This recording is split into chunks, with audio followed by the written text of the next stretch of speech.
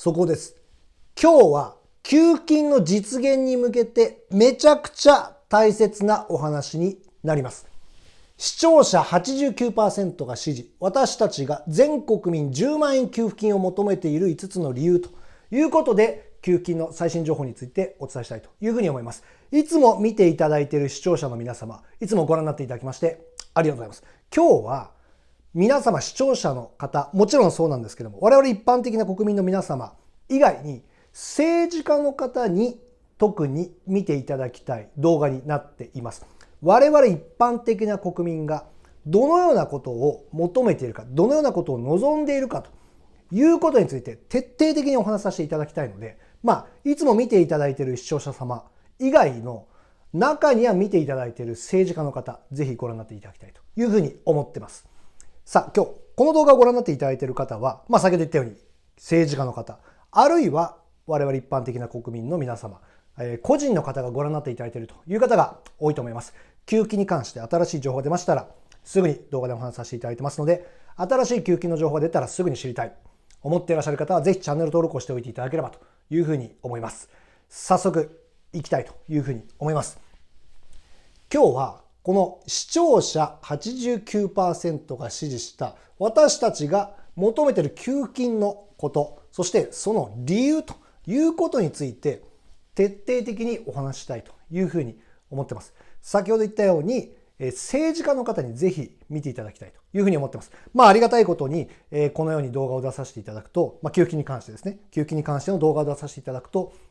各回ですね、各動画何万回か皆様にご視聴いただいてます。いつも本当にご覧になっていただきましてありがとうございます。で、そのご視聴になっていただいている皆様が、毎回何万人かいらっしゃるということは、政治家の方もおそらく、何十人かはおそらく見ていただいているというふうに思ってます。で、今日の動画はぜひその何十人かのその政治家の方に見ていただきたいというふうに思ってます。で、何かっていうと、我々一般的な国民がどのようなものを実現してほしいというふうに今年思っているか、今思っているかということについて、昨日から今日にかけてアンケートを取らせていただきました。その結果について詳しくお話しさせていただきたいというふうに思います。そしてその理由というものについてもお話しさせていただきたいと思います。我々今までこういった給付金に関しての動画、いくつも出させていただいてきてるんですけども、そうするといろんなご意見を皆様からいただきます。我々一般的な国民が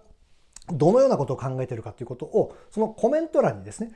その給付金に関して賛成とか反対とか、あるいはご意見ありましたら入れてくださいっていうふうにいつも動画でお話してるんですけども、そのお話させていただいている中で、我々一般的な国民、皆様が、この視聴者の方がですね、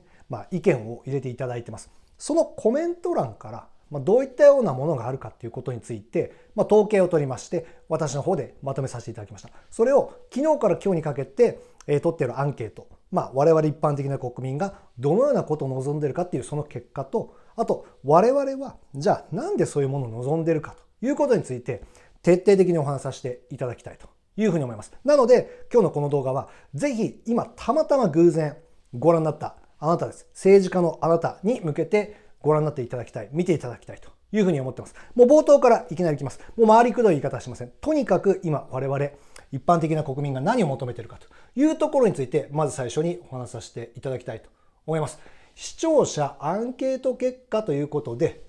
主にはこのチャンネルの登録者様向けに通知がされてアンケートを取ってますので、当然この、チャンネルの皆様がご覧になっていただいているその結果について書かせていただいてますということはあるんですが、一般的な、YouTube の視聴者の方、他の方でも当然アンケートは入れられるようになっていますと。たまたまこのチャンネルを見つけていただいた方、あるいは給付金というふうに検索していただいて、このアンケートを見つけて入れていただいた方、そういった方も多少入ってますので、我々のこのアンケートの結果がこのチャンネルだけじゃないというところはありますが、つまり、我々一般的な国民がどのようなものを求めているかと、何を実現してほしいかと思っているかというところについてのアンケートの結果をお話しさせていただきたいと思います。今までアンケートをいくつか取らせていただいてきましたけれども、このアンケートについてはいろいろな、給付金とか補助金がある中で、全国民を対象にしたような給付金減税、あるいは基礎控除の引き上げなど、いくつか今、話題になっているところをフォーカスして入れさせていただいてきました。で、その視聴者のアンケートの結果が昨日から今日にかけて、約1500票ぐらい皆様にご投票いただきました。本当にありがとうございます。で、その中で出た結果についてこのようになっていますと。全国民1人10万円給付金というのを 89% が望んでいる。約9割の方が、全国民1人10万円給付金をやってくれというふうに言っています。今すごい話題になっているのは、この103万円の壁だと思います。基礎控除の引き上げ。働くほとんどの人の手取りを増やすということで、この103万の壁突破ということで、めちゃくちゃ注目をされています。ただ、我々一般的な国民の大半は、この全国民1人10万円給付金というものを望んでいます。その理由についてもこれからお話しさせていただきます。で、これは我々今までいろんなアンケートを取ってきました。で、どういうような給付金がいいですか？例えば、全国民を対象にするような給付金がいいですか？あるいは非課税世帯向けの給付金がいいですか？あるいは高齢者向けの補助金、給付金、そういったものがいいですか？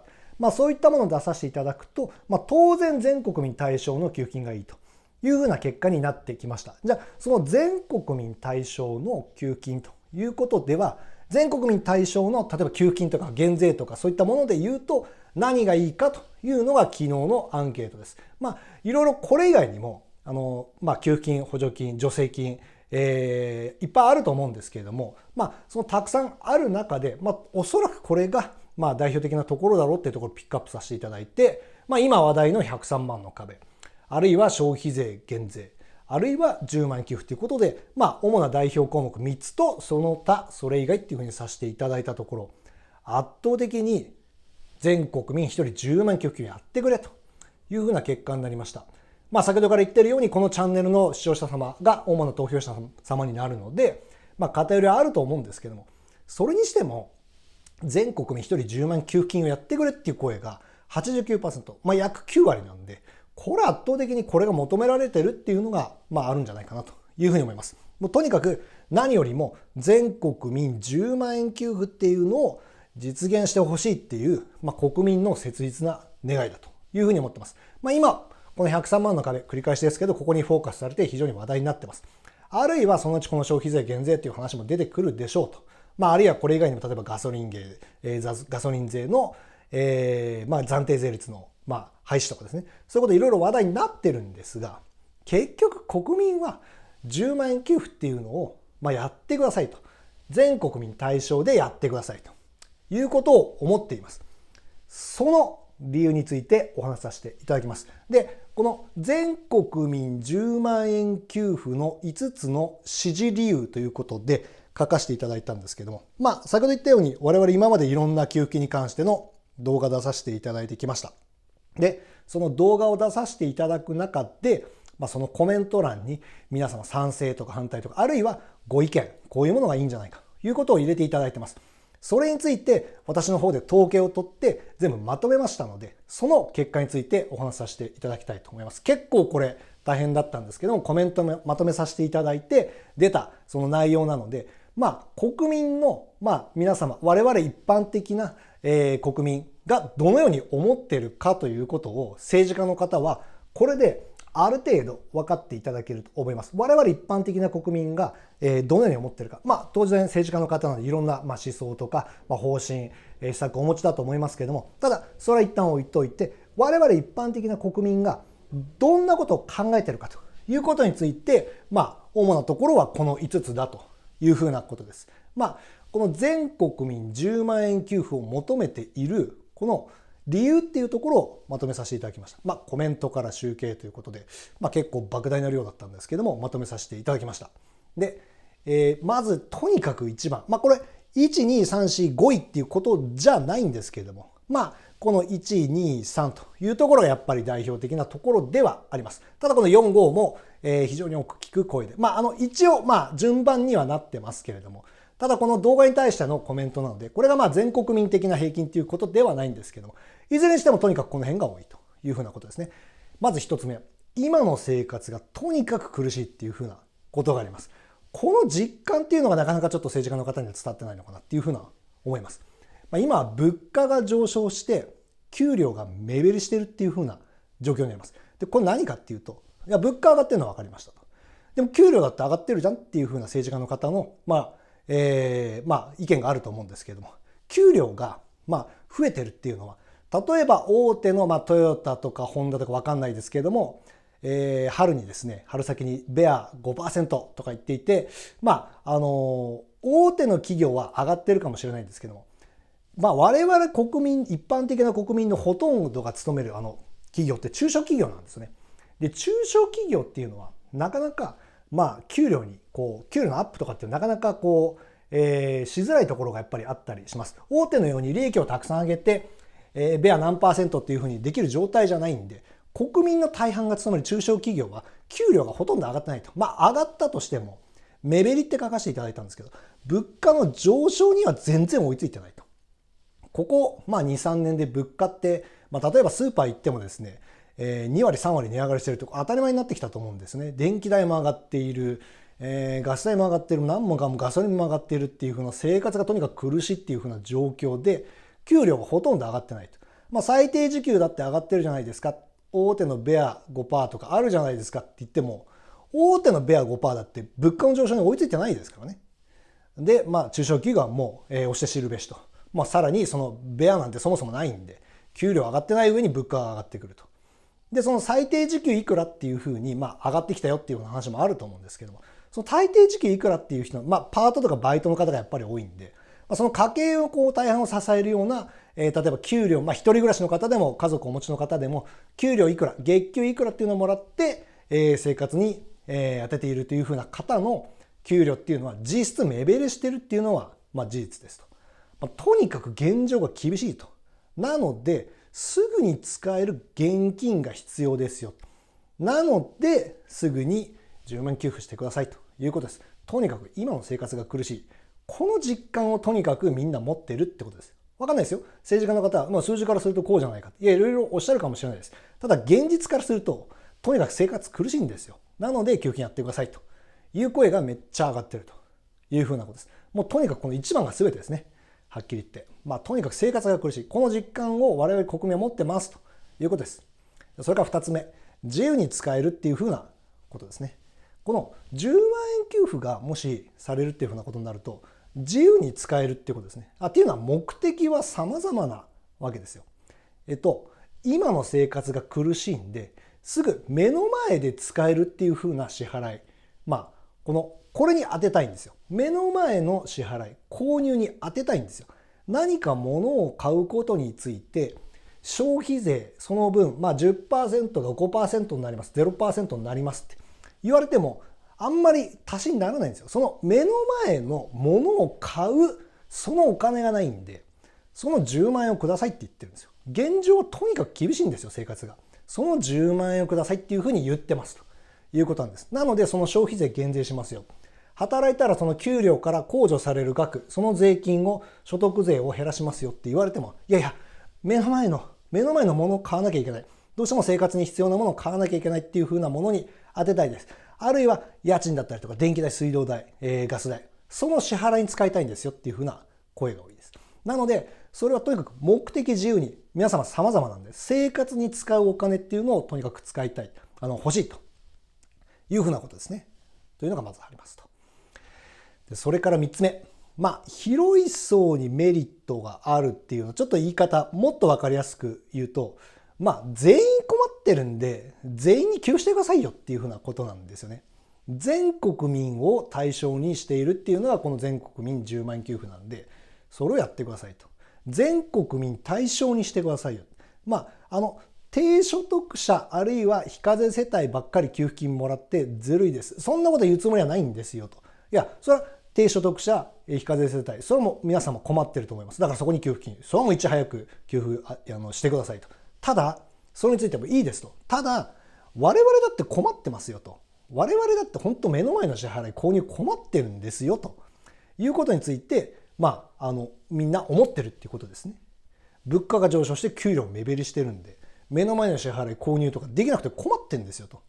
とにかく我々全国民困ってるんで給付してください。それは一部の富裕層、それはいいでしょうと。ただ、低所得者、あるいは非課税世帯だけじゃなくて、そのもうちょっと上の層、我々、大半のこのボリュームゾーンですね、もうみんな困ってるんだと。一人暮らしの人、家族のいる方、とにかく月給をもらって家計の足しにしている。その方の、全国民、富裕層を除くぐらいだったらまだいいですけど、その一部の本当にこの低所得者層、非課税世帯だけじゃなくて、全国民を対象にみんな困ってんだから給付してくれよということを言っていると。自分も確実に受け取れるということで、この意見もめちゃくちゃ多いということですね。それから4つ目、過去の給付金の記憶っていうことで、特別定額給付金、コロナ禍にあった全国民1人10万円給付の特別定額給付金っていうのがめちゃくちゃ良かったっていうのがありますね。この特別定額給付金10万円給付っていうのが記憶に残りまた欲しいと思っているということですね。で、これを言い出すと、よく政治家の方ってこの後に統計取ったら結局貯金になったんだとかね、いろいろ結局経済が活性化するっていうふうなことにならなかったみたいなことを言う政治家の方いるんですけど、いや違うんですよと。何か経済が回ることにならなかったとかじゃなくて、目の前の支払いに使ってるんですよ。家賃とか、あるいは生活に使うお金ですよね。物を買ったり、例えば食品使ったりとか、とにかく目の前の支払い、購入に消えたんですよ。それを使ったんですよ。だから経済あまり活性化しなかったじゃないか。いや違うんですよ。目の前の支払い、目の前の購入、とにかく今必要な生活のものに使ったんですよ。なので、この給付金っていうのはとにかく求められているということですね。前にやったこの特別定額給付金っていうのが全国民1人10万円ということで、本当にみんな助かったと、生活の足しになったということがあるんで、また欲しいというふうに思っているということですね。で、5つ目。で、これは今こういう現状なのでっていうよりも、皆様のこのご意見の中でもやっぱり多かったのが、その全国民10万円給付っていうのが非常に分かりやすくてシンプルだっていうのもありますね。で、例えばこの消費税減税というのは物を買うということについて、その税金が 10% かかるのが 5%、0%、かからなくなったりとか、減税されたりしますよ。それももちろんわかるんです。で、100万円、103万円の壁、基礎控除の引き上げ。例えば、所得税をもらう額、所得税を払う額っていうのが引き上げられることによって、所得税の、払わなきゃいけない額っていうのが減りますよ。それはわかるんですけど、ただ、ちょっと複雑で分かりにくいというところがあります。それに対して全国民1人10万円給付金っていうのは非常に分かりやすくてシンプルだと。誰にでも分かりやすい。すぐに使える給付金の魅力っていうのが支持を集めたと。すぐポンと国民1人当たり10万円給付するっていうふうなことですね。非常に分かりやすいですね。この4番目ちょっと戻ると、過去の給付金の記憶っていうことで、安倍首相が当時コロナ禍ですね。10万円給付っていう案で決まったんですけど、その前は、政治家の方、もちろん皆さんもご存知だと思うんですけども、もともとは1世帯あたり、収入が減った世帯について1世帯あたり30万円給付するというふうな案でした。ただ、不公平感があったりとか、あるいはちょっと制度が分かりにくい、複雑だっていうふうな話もあったんで、安倍首相が英断で分かった。よし。じゃあ、これは10万円だなと。10万円給付だなっていうことで切り替えて10万円給付になったというふうなこともあります。やっぱこの分かりやすくてシンプルだし、みんなを対象にするっていうことで公平感もあって、そしてきちんと今の生活が苦しいっていうところに対して効果がある。自由に使える全国民1人10万円給付の特別定額給付金ってめちゃくちゃ分かりやすかったし、良かったというふうなことですね。そういうふうなことで、全国民10万円給付、支持されていると。こういうようなことですね。で、もし、この全国民10万円給付、実際に実現するというふうなことになったら、とにかく家計の影響大きいですよね。今すぐ目の前に使えるっていうふうな支払いに充てられる、購入に使えるということで、本当に多くの家計が助かるということがあると思います。それから地域経済の活性化、これも実現するというふうに思ってます。この10万円給付、今とにかく国民困っているので、10万円を全国に配っていくということになれば地域経済の活性化当然なるでしょうと。今までなかなか支払いできなかったものについても支払いできたり、何か物を買うということが当然10万円なんで、全国民でいうと13兆円近くかけてやるわけですから、地域経済の活性化になるということがあります。それをやるって言ってるのが、令和新選組ということですね。で、この令和新選組っていうのはとにかく今国民が困っているので、今国民にお金を配るときだ。あるいは国の中にお金を回すときだ。そして経済を回して活性化させていくんだと。経済を上向かせるんだ。景気を良くするんだ。あるいは家計をまずは一旦ちょっと助けるんだということで、全国民10万円というのをワンシーズン、シーズンごと、季節ごとに給付をして1年間で40万円給付するというふうなことを言っています。今でもこの党の第一の政策として掲げているということですね。別に令和推しっていうわけではないし、どの党推しっていうわけでもないんですけれども、いずれにしても令和新選組はこれも第一に掲げてやっているというふうなことですね。さあ、これが我々一般的国民が思っていることです。この10万円給付金、なんで実現してほしいかっていうと、やっぱり困ってるってことなんですね。生活が本当に困ってる。目の前の支払い、なかなか難しいよ。急いでない人はいないんですよ。とにかく今給付してほしいということで思っていると。それがアンケート結果に現れていると。何よりも全国民10万円給付を実現してほしいということですね。さあ、政治家の方もぜひですね、この動画をご覧になっていただいている方もいると思うんですけども、ぜひ実現に向けて、検討していただきたいなというふうに思っています。国民民主党は、インフレ手当として全国民10万円給付というのを党の政策にしています。あるいは令和新選組、先ほど言ったように、全国民10万円をワンシーズンごとに、年間で4回40万円の給付をするというふうに言っています。とにかく、国民としてはそれを求めている。そしてそれを実現しようとする政党が今躍進をしているということですね。で、そしてその理由というところについてもお話をさせていただきました。で、ここからはその10万円給付、じゃあ今実現に向けてどういうような可能性かというところについて、少しお話しさせていただいて、今日のこの動画は、終わりたいと思います。さあ、今ですね、国民の、大半が求めている、この全国民10万円給付金、実現するとしたらどのタイミングかということで、今までもお話しさせていただいてきました。はい。政府はやる気ないと。国難にあらず、うるせえいいから給付しろっていうことで国民をめっちゃ怒っているということですね。で、それの実現のタイミングについて最後ちょっとお話しさせていただきたいというふうに思います。で、給付金が、この今まで、給付されたっていうのは、非課税世帯向けには結構給付されています。ただ、それ以外の、全国民に対してっていうのはコロナ禍以降はありません。それは一つ前のパネルでもお話しさせていただいた通り、国民は困ってるんですけれども、なかなか給付がされてないというところで、ぜひ給付してくれっていうふうな声が上がっていて、一つ前のパネルでお話ししたアンケートのもっと前にですね、取らせていただいた給付金のアンケート、1ヶ月ぐらい前ですね、12月に取らせていただいたアンケートでも同じように10万給付っていうのをやってくるという声が上がってます。で、その実現するタイミングですね。それは与党が選挙対策で決定。これ選挙対策っておかしいって何度もお話しさせていただいてるんですけど、与党が選挙対策で国民の支持を上げるために給付金やりますよっていうふうなことで決定するパターンと、あるいは先ほど言った令和新選組とか国民民主党が議席数をもっと増やして実現するというふうな、この2つのパターン以外おそらくないだろうというふうなことですね。この与党にしてもこの野党が議席を伸ばして実現するにしても、閣議決定してから動いてくるというところがありますと。で、この大事な給付金が給付金が実現しそうなタイミングっていうことで、今までお話しさせていただいたこういった衆参の選挙前というところと、あるいはこの2月末の予算の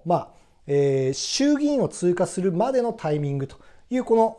主な3つがあったと思います。2025年にもしこの10万円給付というのが決まるならこのタイミングだっていうふうなお話させていただいたんですけども、どうやらこの2番目の2月末の予算案が通過するところ、衆議院を通過するところっていうまでには決まらなそうだということが分かりました。っていうのは、国民民主党と令和新選組が10万円給付というのの実現を目指している政党なんですけれども、この国民民主党が、今はとにかく基礎控除の引き上げ、103万の壁の突破、あるいはガソリン税の暫定税率廃止ということについて、詰めているところなので、この2月末までの予算案衆議院通過っていうところまでに10万円給付っていうのを、優先的にそのスケジュールの中で押していくっていうことはありませんというふうな形で、先日ですね、今週電話させていただいて確認したところ、一昨日ですかね、本部に電話して確認したところ、そのようなお話だったので、おそらくこの2月末までのところでは決まってこないということですね。なので、この参議院選挙、7月の20日ぐらいですかね、あるいはその前にもし衆議院解散があれば衆議院の解散したところ、あるいはこの衆参同時選挙もというふうにも言われているので、そのタイミングで、新たな給付金ということで決まってくる可能性がある。あるいはこのマニフェストとして野党が掲げて、その衆参のこの選挙後ですね、実現してくる可能性もあるんじゃないかなというふうに思ってます。このそれぞれ給付金っていうのはこの掲げる政党が案として出して、それが補正予算で通るとか、あるいはこの法案で国会で通るというふうなことによって決まってくるってことがありますので、またそのような動きがありましたらお話しさせていただきたいというふうに思います。今日はとにかく給付金どういうものを実現してほしいと我々が思っているかっていうところと、我々がそのように思っている理由というものを、今までの皆様からいただいた意見というところについてまとめさせていただいてお話をさせていただきました。で、先ほどから言っているように、政治家の方、ご覧になっていただいている方も中にはいらっしゃると思います。ぜひですね、我々一般的な国民がどういうふうなことを考えているかということをぜひちょっと考えていただいてですね、ぜひ実現に向けて少し考えていただければなというふうに思ってます。で、いつものお願いなんですけれども、こういった給付金とか補助金に関しての動画出させていただくと本当にたくさんの方にご覧になっていただいてます。いつもご覧になっていただきまして本当にありがとうございます。で、この給付金とか補助金に関していろいろなご意見だったりとか、あるいは賛成とか反対とかいうことをぜひコメント欄で入れていただければというふうに思います。今日もお話しさせていただいたように、そういった政治家の方とかも中にはご覧になっていただいている方もいらっしゃると思いますし、このようにコメントをまとめさせていただいて、我々一般的な国民がどのようなことを思っているかというふうなことを伝える機会をたくさん作っていきたいというふうに思いますし、あるいはコメント欄に書いていただければですね、その政治家の方でご覧になっていただいている方がそのコメント欄をご覧になっていただいて、我々一般的な国民がどういうふうに思っているかということについても伝わるチャンスになってくるんじゃないかなというふうに思ってますので、ぜひ一言でもいいのでお入れいただければなというふうに思ってます。それから今日この動画をご覧になっていただいている方は個人の方でご覧になっていただいているという方がほとんどだと思います。給付金に関して新しい情報が出たらすぐに知りたいと思っていらっしゃる方だと思います。で、我々はその給付金に関して新しい情報が出ましたらすぐにお話しさせていただきますし、独自の取材をしたりとか、独自に我々のこの動画に対して皆様がいただいたこのコメントについて我々の独自の視点からお話をさせていただいたりとかしてますので、ぜひ新しい情報が出たらすぐに知りたいという方はチャンネル登録をしておいていただければというふうに思います。チャンネル登録をしておいていただくと新しい給付金の動画が出た時にすぐにご覧になっていただくことができるようになります。今日も最後までご覧になっていただきましてありがとうございました。今日はとにかく政治家の方に対して我々一般的な国民がどのようなことを思っているか、それについてまとめたことをお話しさせていただいて、それについて少しでも知っていただく機会を作りたいなと思いまして、このようなお話をさせていただきました。また新しい情報ありましたらお話しさせていただきたいと思いますので、よろしくお願いします。ありがとうございました。